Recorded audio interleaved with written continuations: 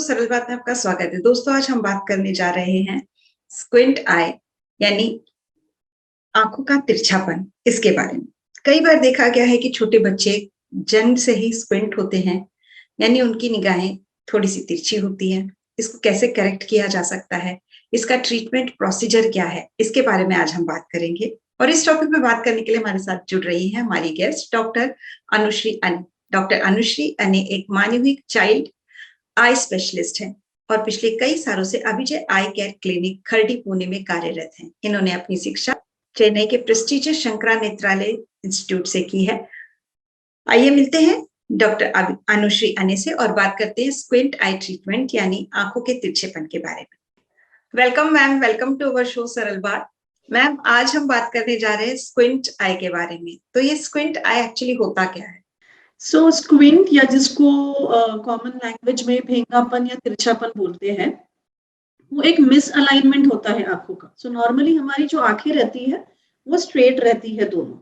अगर इसमें miss alignment है, इसका मतलब अगर एक आंख बाहर जा रही हो या एक आंख अंदर जा रही हो या ऊपर या नीचे हो, तो उसको हम स्क्विंट या तिरछापन बोलते हैं। और एक बात ध्यान रखना जरूरी है कि ये जो है ये सामने देखते वक्त मिस अलाइनमेंट रहता है। मतलब अगर आप किसी इंसान को सामने से देख रहे हैं और उसकी आंखें मिस अलाइंड है तो उसको तिरछापन या स्क्विंट कहते हैं। इसके कारण क्या होते हैं? कारण एक तो कंजेनाइटल हो सकता है। कंजेनाइटल मतलब बाय बर्थ ही रहता है, जो पहले 6 महीने में, जन्म से पहले 6 महीने तक डेवलप होता है, उसको कंजेनाइटल स्क्विंट कहते हैं।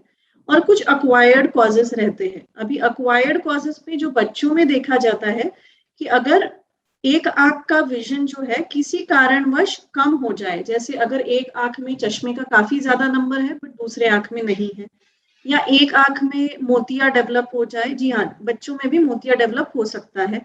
या बहुत रेयर केसेस में कभी कभी आंख में ट्यूमर अगर है एक आंख में, तो ये तिरछापन आता है। और दूसरा कॉज ये भी रह सकता है जिसको हम न्यूरोलॉजिकल कॉज कहते हैं। न्यूरोलॉजिकल मतलब ब्रेन में अगर कुछ है तो उसके कारण आंखों का मिसअलाइनमेंट या स्क्विंट हो रहा है।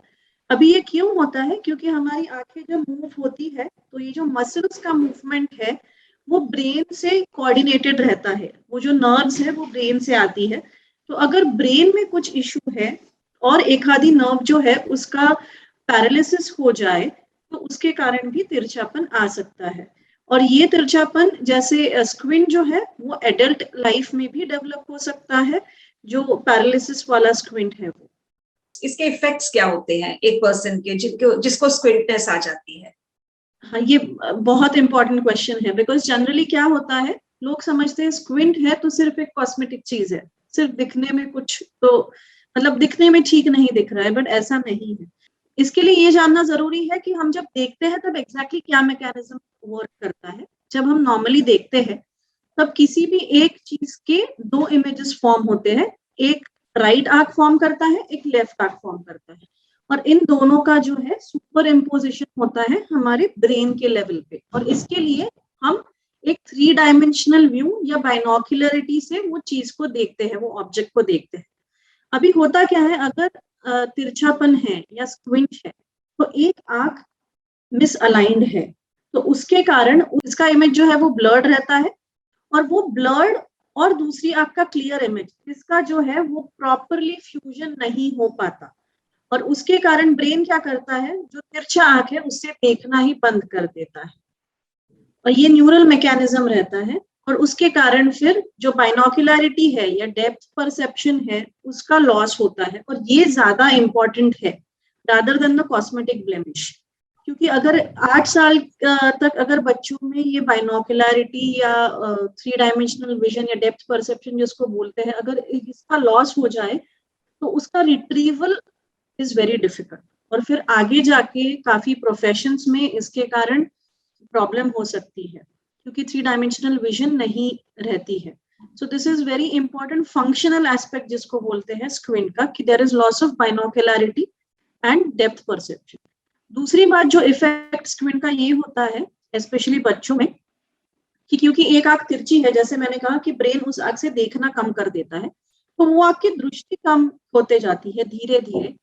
और उसके कारण लेजी आई जिसको बोलते हैं, या आलसी आंख, या मेडिकल टर्म्स में एम्ब्लायोपिया जिसको बोलते हैं, वो भी होने लगता है। तो वो भी एक बहुत इंपॉर्टेंट फैक्टर है कि जो कंसिडर करना चाहिए कि विजन भी कम होती है, और बच्चों में लेजी आई जब होता है तब उनको फिर आगे जाके बहुत इश्यूज होते हैं उसके कारण। Can it lead to blindness also?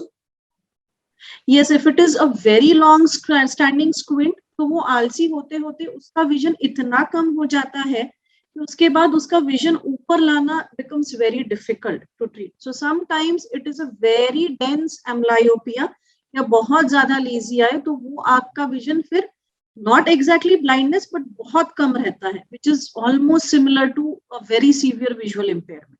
So what is the treatment for that? Of squint is divided into two main categories रहती है, एक जिसको हम मेडिकल मैनेजमेंट कहते हैं और एक सर्जिकल मैनेजमेंट। अब अगर स्क्विंट, जैसे हमने पहले देखा कि एक आंख का अगर विजन कम हो रहा है तो उसके कारण स्क्विंट डेवलप होता है, तो अगर हम जब चेकअप करते हैं तब ये समझ में आया कि बच्चे को एक आंख में नंबर है काफी, तो फिर हम ग्लासेस देते हैं। ग्लासेस देने से स्क्विंट ठीक हो जाता है बहुत बार। या सेकेंड फैक्टर जैसे हमने बोला कि स्क्विंट के कारण लेजी आई हो सकता है, तो फिर उस केस में हम एक ट्रीटमेंट देते हैं जिसको कहते हैं पैचिंग ऑफ आई। तो उसमें अच्छी आंख हम बंद कर देते हैं ताकि जो तिरछी आंख है वो सीधी रहे और उसको स्टिमुलेशन मिलके उस आंख का नजर बढ़े और वो लेजी ना हो। सो this is for the functional aspect of treatment. And then there are other things like which are called as orthoptic exercises, कुछ special type के exercises होते हैं जिससे भी हम ट्राई करते हैं स्क्विंट ठीक होता है क्या। अगर एडल्ट्स में पैरालिसिस वाला स्क्विंट है और छोटा है तो उसमें स्पेशल ग्लासेस जिसको प्रिज्म ग्लासेस बोलते हैं वो भी यूज कर सकते हैं।